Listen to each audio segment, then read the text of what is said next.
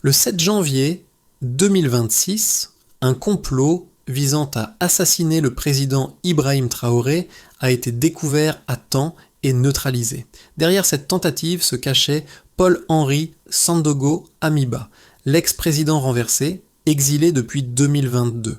L'objectif n'était pas seulement d'éliminer le président, mais de réinstaller Damiba au pouvoir et d'écraser la révolution populaire menée par Traoré. Cependant, le peuple burkinabé, fidèle à son engagement pour la souveraineté et la dignité, n'a pas cédé à la corruption ni à la menace. La découverte du complot visant à éliminer Ibrahim Traoré a révélé des intentions bien plus sombres et a plongé la région dans une crise géopolitique profonde. Alors que certains acteurs extérieurs, notamment la Côte d'Ivoire, ont soutenu cette tentative, Traoré a fait une promesse claire au peuple burkinabé. Il défendrait la souveraineté nationale à tout prix. Cette trahison a non seulement renforcé sa détermination, mais a aussi mis en lumière la fragilité de la région. Le Burkina Faso se trouve désormais à un tournant critique. Traoré pourrait choisir de répondre à cette menace par une confrontation militaire directe ou bien chercher à renforcer l'autodétermination nationale tout en évitant un conflit ouvert. La question qui se pose est donc, jusqu'où ira Traoré pour préserver la liberté et la dignité de son peuple ? Chaque décision prise dans ce contexte aura des répercussions profondes, non seulement pour le Burkina Faso, mais aussi pour l'ensemble de l'Afrique de l'Ouest. Lorsque le complot visant à tuer Ibrahim Traoré a été découvert le 7 janvier 2026, la tension entre le Burkina Faso et ses voisins s'est intensifiée. Le plan a été conçu par Paul-Henri Sandaogo Amiba, l'ancien président renversé, soutenu par la Côte d'Ivoire.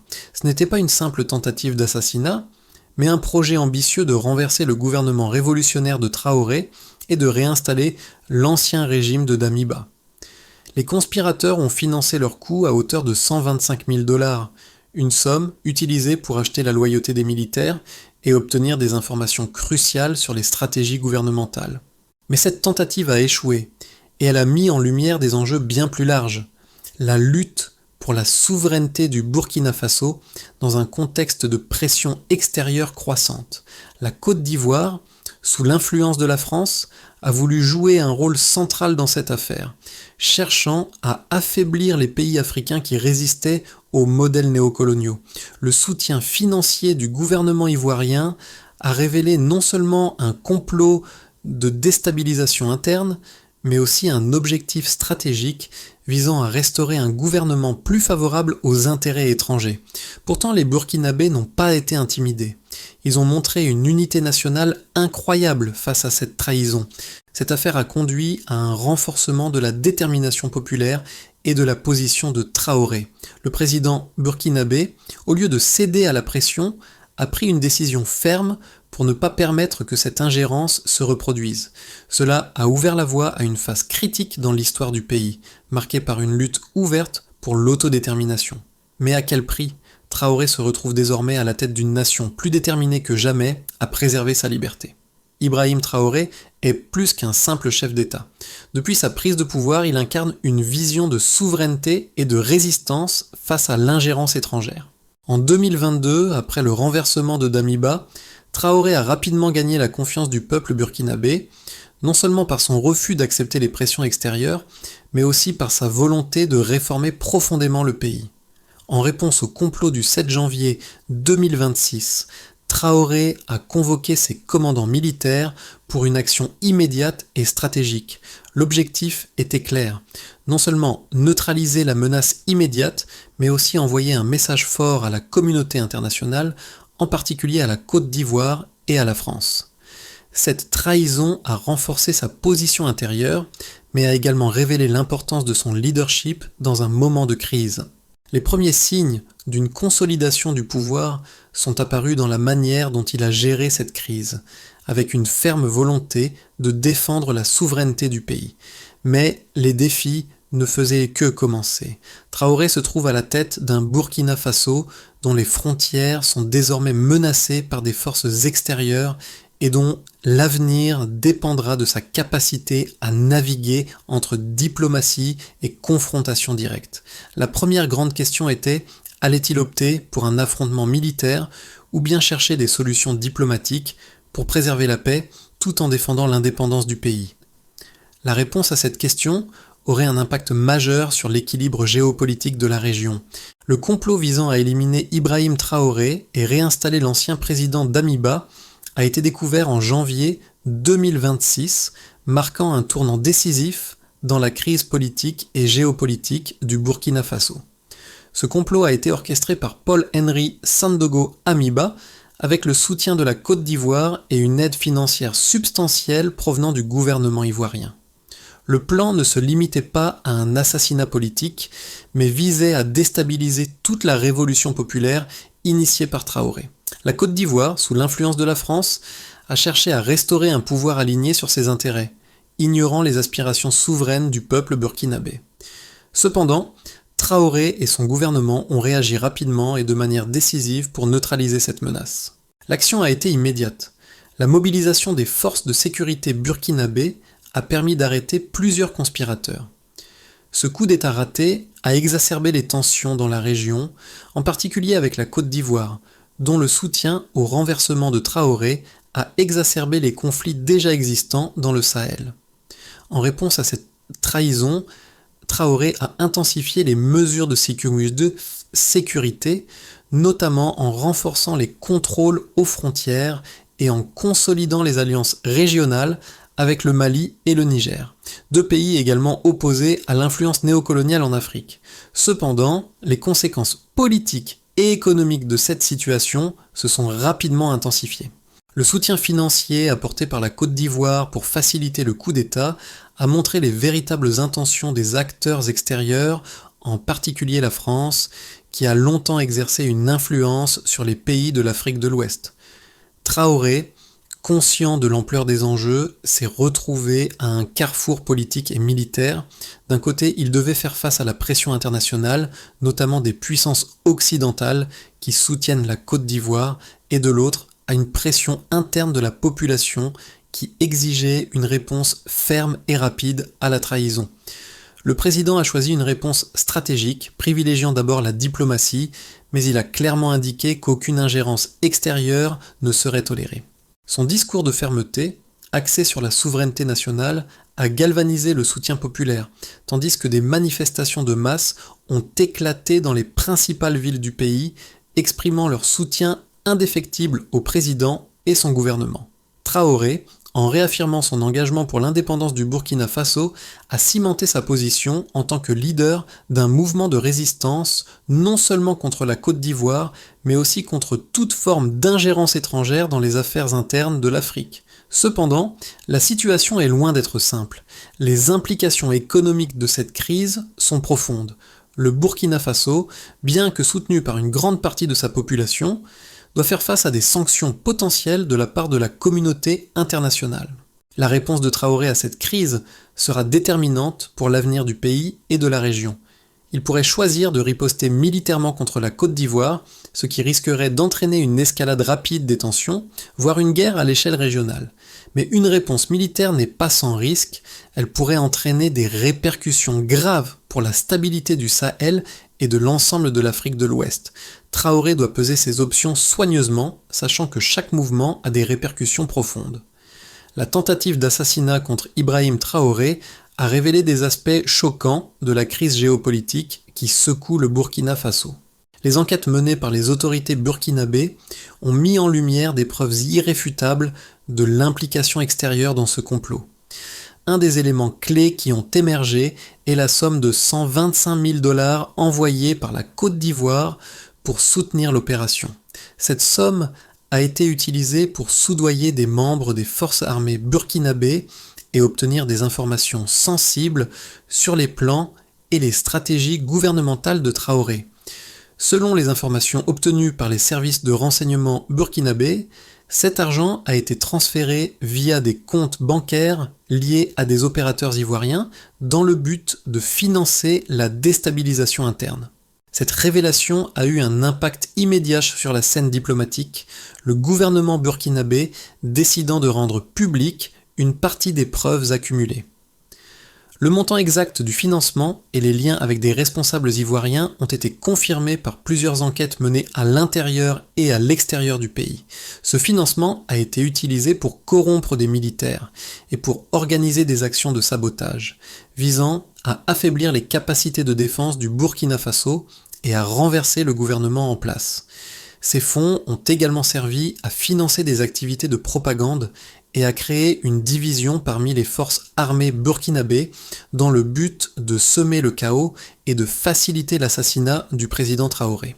Les enquêtes ont également révélé que l'implication de la Côte d'Ivoire n'était pas seulement financière, mais également stratégique.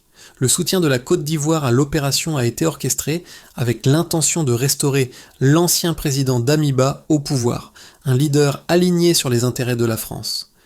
La France, en tant que puissance historique dans la région, a exercé une pression constante sur ses alliés africains, dont la Côte d'Ivoire, bord courante, pour empêcher l'émergence de leaders indépendants comme Ibrahim Traoré, qui représente un défi direct à l'ordre néocolonial établi en Afrique de l'Ouest. Ce soutien financier et politique à un coup d'État a non seulement exacerbé la méfiance entre le Burkina Faso et la Côte d'Ivoire, mais a également intensifié les tensions géopolitiques dans la région. Pour Traoré, ces révélations ont agi comme un catalyseur. Elles ont renforcé sa position interne, où un soutien massif a émergé parmi la population burkinabé, prête à se lever contre toute forme d'ingérence étrangère. Mais la réalité est que le soutien populaire ne suffit pas à lui seul. La communauté internationale, notamment l'Union africaine, a été mise au défi de prendre position. Le Burkina Faso a demandé des sanctions contre la Côte d'Ivoire et a exigé que l'implication de la France dans cette crise soit examinée de près. À l'intérieur du pays, le sentiment nationaliste s'est intensifié. Les manifestations de soutien à Traoré ont pris de l'ampleur et une pression croissante a été exercée sur le gouvernement pour répondre vigoureusement à cette trahison. Les preuves accumulées par le gouvernement burkinabé ont eu un effet immédiat sur la diplomatie régionale. Plusieurs pays voisins, tels que le Mali et le Niger, ont exprimé leur solidarité avec le Burkina Faso et ont condamné l'ingérence étrangère dans ses affaires internes. Cependant, cette solidarité régionale n'a pas suffi à empêcher les répercussions économiques. Les sanctions économiques et diplomatiques de la part de la communauté internationale sont devenues une menace de plus en plus tangible. En réponse, le Burkina Faso a intensifié ses efforts pour renforcer ses alliances régionales et chercher des alternatives économiques en dehors de l'influence de la France et des anciennes puissances coloniales. La situation actuelle au Burkina Faso est marquée par deux grands arguments opposés qui façonnent le débat sur la réponse à l'ingérence extérieure. D'un côté, on trouve les partisans de la fermeté, qui soutiennent que la réponse de Traoré à la Côte d'Ivoire et à la France doit être à la hauteur de la trahison subie. Selon cette vision, le Burkina Faso doit non seulement renforcer ses défenses internes, mais aussi riposter avec des actions diplomatiques et militaires contre la Côte d'Ivoire pour envoyer un message clair à toute la communauté internationale. Le pays ne se soumettra jamais aux pressions extérieures. Cette réponse serait vue comme un acte de souveraineté nationale, un refus de se laisser dominer par des puissances étrangères et un modèle pour d'autres pays de la région qui résistent à l'influence néocoloniale. D'un autre côté, certains analystes et dirigeants politiques plaident en faveur d'une approche plus mesurée, axée sur la diplomatie et la pression économique plutôt que sur l'escalade militaire. Ils soulignent que la situation actuelle ne justifie pas une guerre ouverte avec la Côte d'Ivoire, surtout avec les risques d'embrasement dans toute la région du Sahel. Selon cet argument, une réponse militaire risquerait de déstabiliser davantage la région, entraînant des conséquences négatives, non seulement pour le Burkina Faso, mais pour toute l'Afrique de l'Ouest. La stratégie préconisée serait de renforcer les alliances avec les pays voisins comme le Mali et le Niger, et de chercher à isoler diplomatiquement la Côte d'Ivoire et la France par des sanctions économiques et des mesures diplomatiques. Cette approche viserait à faire pression sur les responsables de l'ingérence, tout en préservant la stabilité régionale.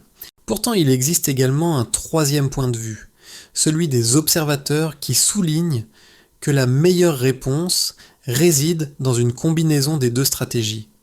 il ne s'agirait pas de choisir uniquement l'escalade militaire ou la diplomatie, mais de les utiliser de manière complémentaire. Cela impliquerait de commencer par un renforcement des alliances régionales et des pressions économiques sur la Côte d'Ivoire, tout en préparant une réponse militaire défensive si la situation venait à se détériorer davantage. Ce point de vue met l'accent sur la flexibilité stratégique, cherchant à maximiser les avantages diplomatiques tout en maintenant la possibilité d'une réponse militaire, si nécessaire. Ces arguments opposés montrent à quel point la situation au Burkina Faso est complexe et comment chaque option comporte des risques. Traoré, en tant que leader, doit naviguer entre ces différentes perspectives pour garantir non seulement la sécurité du pays, mais aussi l'avenir de sa souveraineté, dans un monde où les intérêts étrangers sont souvent en conflit avec les aspirations des peuples africains. La situation au Burkina Faso a atteint un point de basculement où chaque décision du président Ibrahim Traoré pourrait redéfinir l'avenir du pays. Le soutien financier de la Côte d'Ivoire pour l'assassinat de Traoré, révélé publiquement, a non seulement choqué la communauté internationale, mais a aussi galvanisé la détermination du peuple burkinabé à défendre leur souveraineté. Ce soutien à un coup d'État a exacerbé les tensions régionales et a renforcé l'image de Traoré comme un symbole de résistance à l'ingérence néocoloniale. Ce moment marquant dans la crise burkinabé ne se limite pas à une confrontation bilatérale avec la Côte d'Ivoire, mais représente un test crucial pour l'autodétermination de l'Afrique de l'Ouest. La question qui se pose désormais est de savoir si la réponse de Traoré à cette trahison définira le cours des événements à venir. Sa position pourrait renforcer son leadership et inspirer d'autres nations de la région à lutter contre l'influence des anciennes puissances coloniales ou bien mener à un conflit plus large avec des conséquences dévastatrices pour la stabilité régionale. Le choix de la voie diplomatique ou militaire pourrait avoir des répercussions profondes bien au-delà des frontières du Burkina Faso. Les répercussions du complot contre Ibrahim Traoré ont été immédiates et se sont fait sentir dans toute la région du Sahel. En premier lieu, la confiance entre le Burkina Faso et la Côte d'Ivoire a été profondément ébranlée.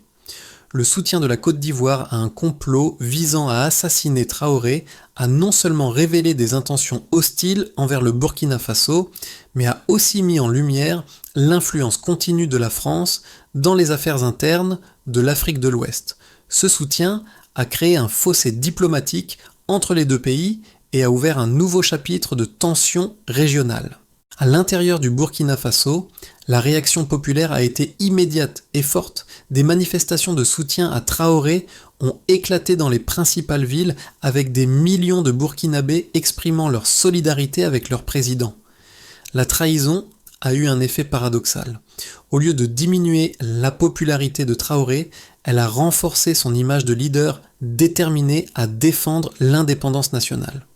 Le peuple burkinabé s'est mobilisé autour de la figure de Traoré, non seulement pour protéger sa présidence, mais aussi pour affirmer la souveraineté du pays face à l'ingérence extérieure. Sur le plan diplomatique, la situation a provoqué un bouleversement dans les relations régionales. Plusieurs pays voisins, notamment le Mali et le Niger, ont exprimé leur soutien à Traoré et ont condamné l'ingérence de la Côte d'Ivoire. Le Burkina Faso a renforcé ses alliances avec ces pays, cherchant à créer un front régional uni contre toute forme d'ingérence néocoloniale. Toutefois, la situation reste fragile, car les sanctions économiques potentielles de la communauté internationale pourraient isoler davantage le pays. Le plus grand défi pour Traoré réside dans la gestion de la pression extérieure, notamment de la part des anciennes puissances coloniales qui cherchent à maintenir leur influence sur les pays d'Afrique de l'Ouest. Si le Burkina Faso ne parvient pas à isoler diplomatiquement la Côte d'Ivoire et à affirmer son autonomie, la situation pourrait se détériorer. La question demeure, jusqu'où Traoré sera-t-il prêt à aller pour défendre l'indépendance du Burkina Faso sans risquer une confrontation militaire dévastatrice ? Les conséquences de cette crise dépasseront probablement les frontières du Burkina Faso et de la Côte d'Ivoire. La solidarité régionale face à la pression extérieure pourrait redéfinir les rapports de force en Afrique de l'Ouest et marquer un tournant dans la lutte pour la souveraineté du continent. Cependant, cette dynamique est fragile et dépendra de la capacité de Traoré à naviguer avec habileté entre diplomatie et défense de la souveraineté nationale. La crise actuelle au Burkina Faso ouvre plusieurs perspectives pour l'avenir du pays et de la région, chacune ayant ses propres implications pour la stabilité de l'Afrique de l'Ouest. 3 scénarios se dessinent pour les 6 à 12 prochains mois. Dans un scénario de base, la situation diplomatique se stabilise, mais le Burkina Faso reste sous pression. Traoré, fort du soutien populaire et régional, parvient à isoler la Côte d'Ivoire diplomatiquement et à éviter une confrontation militaire directe. La France et ses alliés tentent de maintenir une pression économique, mais l'unité régionale et l'engagement de Traoré pour la souveraineté du Burkina Faso l'emportent. Dans ce scénario, Traoré continue de renforcer ses alliances avec le Mali et le Niger, consolidant ainsi un bloc régional contre l'ingérence extérieure. Le pays parvient à éviter une guerre tout en préservant son indépendance. Mais des tensions diplomatiques et économiques persistent. Le Burkina Faso pourrait ainsi s'affirmer comme un leader régional dans la lutte contre le néocolonialisme. Dans un scénario plus optimiste, une médiation internationale, bien que difficile, permet de réduire les tensions entre la Côte d'Ivoire et le Burkina Faso. La pression diplomatique sur la Côte d'Ivoire, couplée avec des sanctions économiques efficaces, pousse le gouvernement ivoirien à réexaminer sa position. Dans ce scénario, la Côte d'Ivoire accepte de réduire son soutien à des actions déstabilisatrices et les relations bilatérales commencent lentement à se normaliser. Le Burkina Faso, soutenu par une solidarité régionale croissante, parvient à sécuriser ses frontières et à renforcer son économie tout en poursuivant ses réformes internes. Le rôle de Traoré comme défenseur de la souveraineté nationale est consolidé et le pays devient un modèle de résistance pacifique contre l'ingérence extérieure. Dans un scénario plus pessimiste, l'escalade des tensions conduit à un conflit militaire direct entre le Burkina Faso et la Côte d'Ivoire, avec des répercussions graves pour toute la région. La situation dégénère en une guerre régionale, mobilisant les forces de plusieurs pays et exacerbant l'instabilité dans le Sahel. Les sanctions économiques internationales et les pressions diplomatiques échouent à désamorcer le conflit et les actions militaires deviennent inévitables. Ce scénario entraînerait une instabilité prolongée, affectant non seulement le Burkina Faso, mais également ses voisins et la stabilité régionale. Le risque d'une intervention étrangère, notamment de la France, dans le conflit est élevé, ce qui pourrait aggraver la fracture entre les anciennes puissances coloniales et les nations africaines, cherchant à préserver leur indépendance. Dans tous ces scénarios, la détermination de Traoré à maintenir l'indépendance du Burkina Faso est un facteur clé. La manière dont il gère la crise, que ce soit par la diplomatie ou par la guerre, aura des répercussions profondes sur l'avenir du pays et de la région. La situation actuelle au Burkina Faso touche bien plus que les frontières du pays. Elle questionne la place de l'Afrique dans un monde toujours marqué par l'héritage du colonialisme et des ingérences étrangères. Ibrahim Traoré, en refusant de céder aux pressions internationales, incarne un message fort, celui de la souveraineté, de la dignité et de l'autodétermination des peuples africains.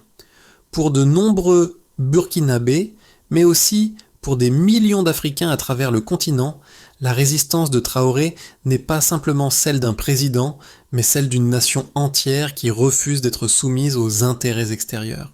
À l'échelle régionale, cette crise interpelle aussi la solidarité entre les peuples du Sahel et d'Afrique de l'Ouest.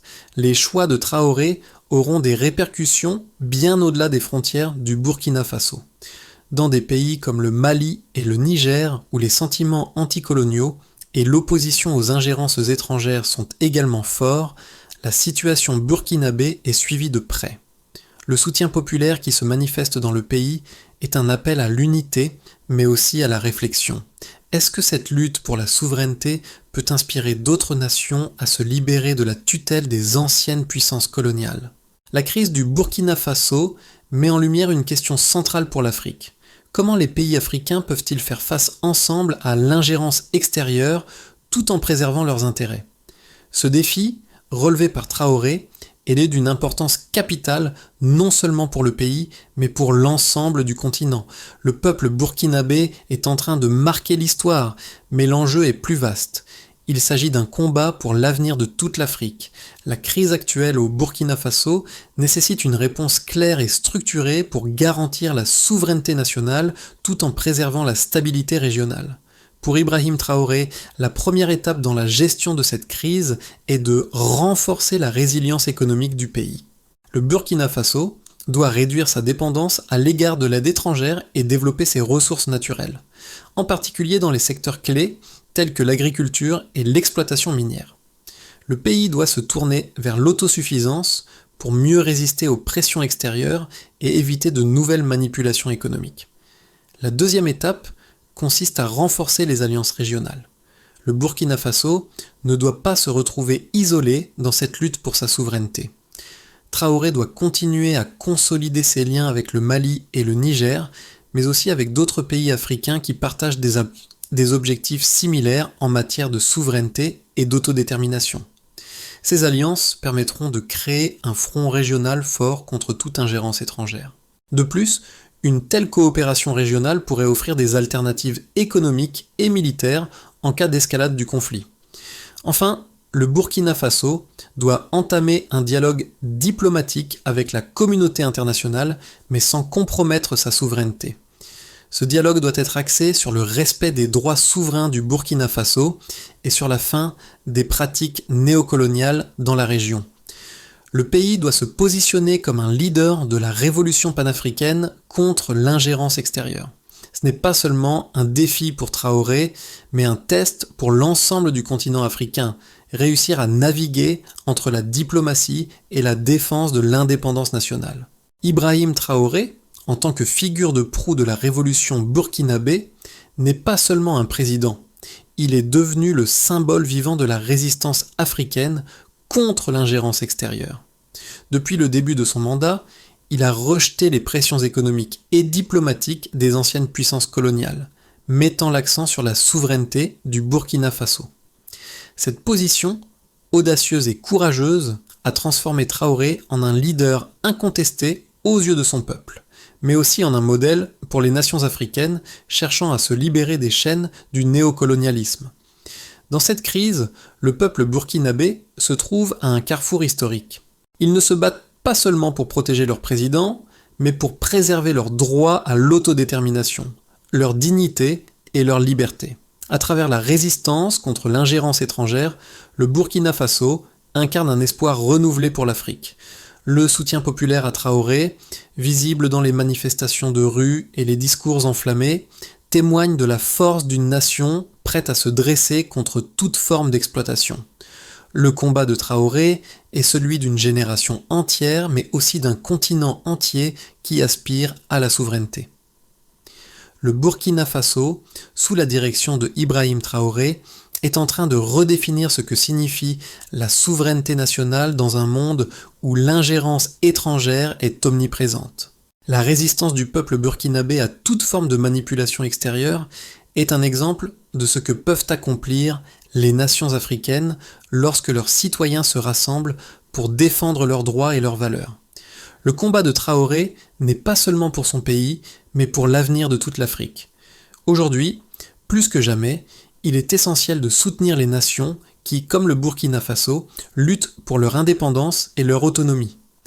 Ce soutien ne doit pas se limiter au discours, mais se traduire par des actions concrètes de solidarité entre les peuples africains. Le défi pour l'Afrique est de rester unie, de renforcer ses alliances et de s'affirmer face aux puissances extérieures. Le temps est venu de bâtir un avenir où la souveraineté et l'autodétermination des peuples africains sont respectés et préservés. La solidarité panafricaine doit devenir la clé de voûte de notre lutte commune. Ensemble, nous pouvons réaliser l'indépendance véritable et durable de l'Afrique.